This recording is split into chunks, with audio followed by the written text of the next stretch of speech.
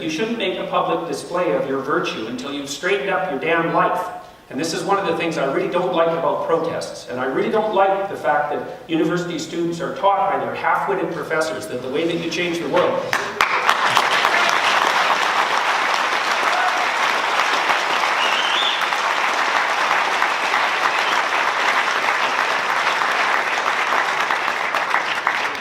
You don't change the world by going and waving signs at people that you've defined as more evil than you.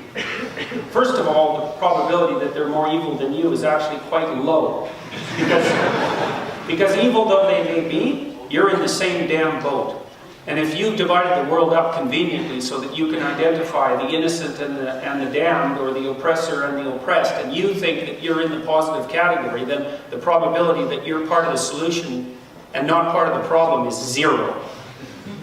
So it's just not that easy, you know. And the most profound people that I've ever read have said the same thing over and over. It's like the line between good and evil runs down the middle of every human heart. And the first thing that you're supposed to do is win that battle on your own territory. And that's no bloody joke. That's a difficult thing to do, because it means that you have to recognize yourself as a perpetrator of great evil. And that is what you are.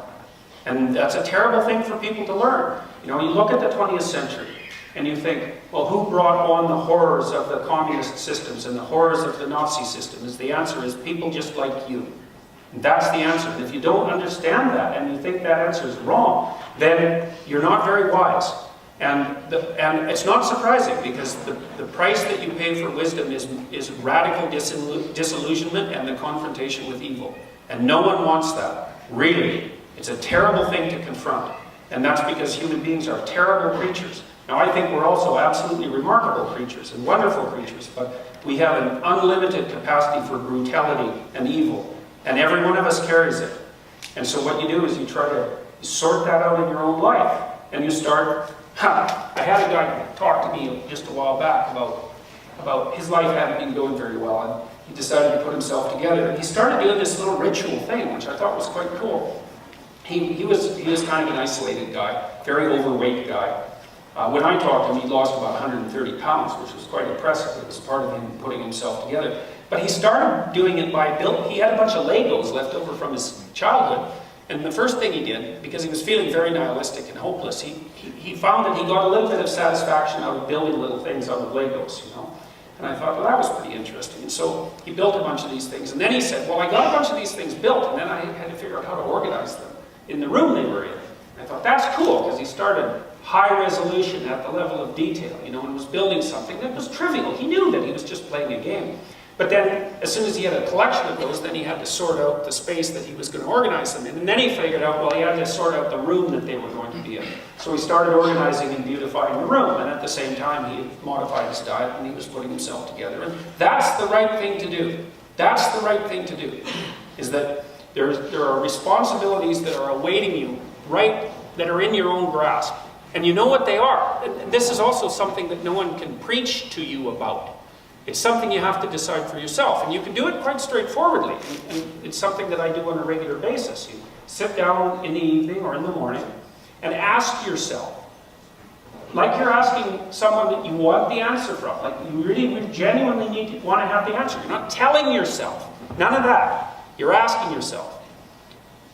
All right, there's a bunch of things about my life that aren't in order, that aren't together, and I know it, and they're making me suffer, and they're making me less than I am. And there's some of those things that are staring me right at the face, and I know what they are, and there's some of those that I can put in order today with a little bit of work, so that when I wake up tomorrow, the domain of my experience, which is basically being itself, the domain of my experience will be more pristine and better put together than it is today. You ask yourself that, you'll find right away. You know what they are. 5 things that come up. Bang, bang, bang, bang. And they'll all be things that aren't very heroic, they're kind of trivial, and that you've been avoiding. You've been avoiding them. Those are little dragons of chaos, those things.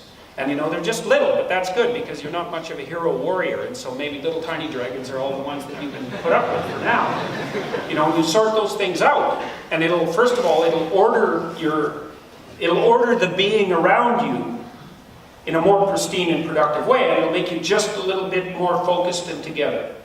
And what that'll mean is that the next thing you can do is ask yourself the same question, and the problems that will emerge will be slightly larger and more complex.